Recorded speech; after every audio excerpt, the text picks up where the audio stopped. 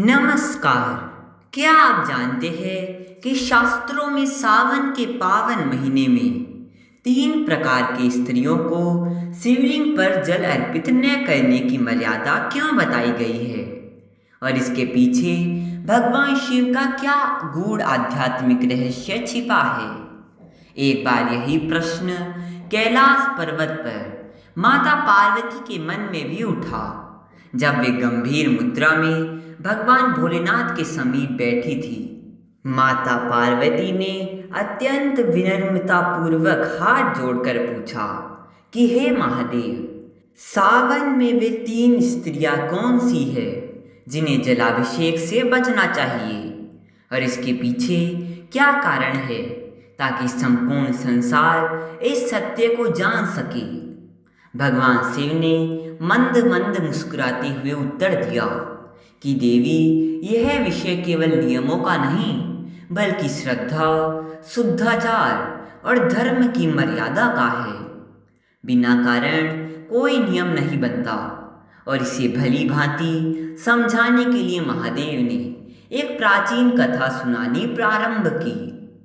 प्राचीन काल में सरस्वती नदी के तट पर स्थित आनंदपुर नगर में सुधर्मा नाम का एक धर्मनिष्ठ एवं वेदों का प्रकांड ज्ञाता विद्वान ब्राह्मण अपनी पत्नी और एकमात्र पुत्री सुमेधा के साथ निवास करता था। सुमेधा बचपन से ही अत्यंत सरल, सात्विक और भगवान शिव की अनन्य भक्त थी, जिसका नित्य नियम ब्रह्म मुहूर्त में उठकर स्नान, गौ सेवा और शिव मंदिर जाकर श्रद्धापूर्वक शिवलिंग पर जल, बेलपत्र तथा चंदन अर्पित करना था। उसकी निष्ठा देखकर मंदिर के वृद्ध पुजारी भी अत्यंत प्रसन्न रहते थे। समय बीतने पर सुधर्मा ने देवग्राम के अति संस्कारी, विद्वान और पितृभक्त युवा शिवदत्त के साथ सुमेधा का विवाह संपन्न करा दिया। ससुराल पहुंचकर भी सुमेधा ने अपने संस्कारों को बनाए रखा। वह सास ससुर की सेवा करती, पति का सम्मान करती और नित्य शिव आराधना में लीन रहती, जिससे उसके घर में सुख, शांति और समृद्धि का वास होने लगा। जब सावन का पवित्र महीना आया, तब सुमेधा ने 16 सोमवार व्रत और पूर्ण विधि से जलाभिषेक का संकल्प लिया। उसने पहले 3 सोमवार अत्यंत नियम और निर्जल व्रत के साथ पूर्ण किए, जिससे पूरे गांव में उसकी भक्ति की चर्चा होने लगी। परंतु इसी बीच शिवदत्त के चाचा का परिवार अचानक घर आ पहुंचा और अतिथियों के सत्कार की सारी जिम्मेदारी सुमेधा पर आ गई। प्रातःकाल से देर रात तक निरंतर कार्य करने और रसोई संभालने के कारण सुमेधा अत्यधिक थक गई और रात्रि में उसे गहरी नींद आ गई। अगले दिन जब उसकी आंख खुली तो सूर्योदय होने ही वाला था और पूजा का समय निकलता देख वह अत्यधिक घबरा गई। जल्दबाजी में समय बीत जाने के भय से वह बिना पूर्ण शुद्धाचार, विधि और एकाग्रता का ध्यान रखे सीधे मंदिर दौड़ी और जल अर्पित कर दिया। यद्यपि बाहर से सब सामान्य लग रहा था, परंतु मन की अशांति और हड़बड़ाहट में की गई उस पूजा की सूक्ष्म अवहेलना से धीरे धीरे उसके घर का वातावरण बिगड़ने लगा। गृह क्लेश बढ़ने लगे, गाय बीमार पड़ गई, खेतों में कीड़े लग गए और ऊपर शिवदत्त का स्वास्थ्य निरंतर गिरने लगा। अत्यंत दुखी होकर सुमेधा जब मंदिर में आंसू बहा रही थी, तब वहां के एक तेजस्वी एवं विदग्ध वृद्ध तपस्वी महात्मा की दृष्टि उस पर पड़ी। महात्मा ने उसके दुखों का कारण बताते हुए स्पष्ट किया, जब कोई भक्त अनजाने में भी जल्दबाजी या शांत मन से पूजा की मर्यादा भंग कर देता है, तो यह परीक्षा का कारण बनता है, क्योंकि महादेव केवल जल नहीं बल्कि मन की पवित्रता और नियम को स्वीकार करते हैं।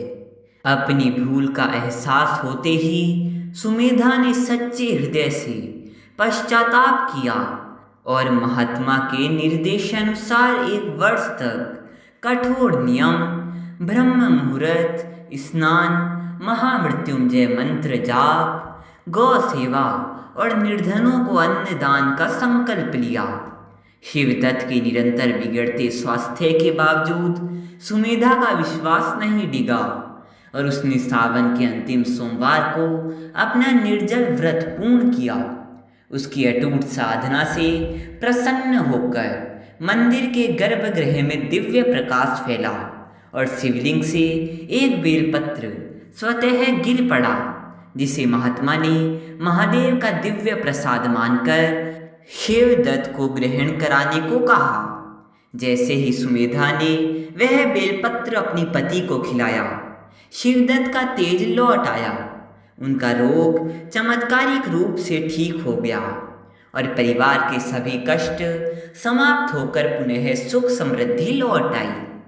इस अद्भुत घटना के पश्चात जब ग्रामीणों ने महात्मा से इसका केंद्र पूछा, तब उन्होंने समझाया कि भक्ति में श्रद्धा के साथ मर्यादा और शुद्ध आचरण आवश्यक है तथा भूल होने पर सच्चा पश्चाताप ही मनुष्य को पुनः ईश्वर की कृपा का पात्र बनाता है। तत्पश्चात भगवान भोलेनाथ ने माता पार्वती के मूल प्रश्न का उत्तर देते हुए स्पष्ट किया कि वे 3 स्त्रियां जिन्हें सावन में जलाभिषेक नहीं करना चाहिए, उनमें पहली वे है जो शारीरिक अशौच या मासिक धर्म की अवस्था में हो। उस समय उन्हें केवल मानसिक स्मरण करना चाहिए। दूसरी वे स्त्रियां जो मन में छल कपट, क्रोध, ईर्ष्या, अहंकार या द्वेष रखकर केवल दिखावे के लिए जल चढ़ाती है, क्योंकि ऐसा जल केवल पत्थर को स्पर्श करता है, ईश्वर को नहीं। और तीसरी वे स्त्रियां जो बिना शुद्धाचार, बिना विधि और बिना मन को एकाग्र किए केवल जल्दबाजी या औपचारिकता में जल अर्पित करती है।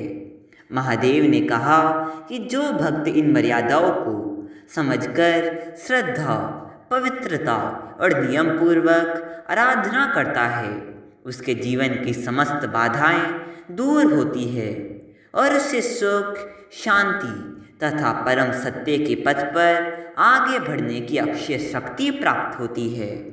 हर हर महादेव।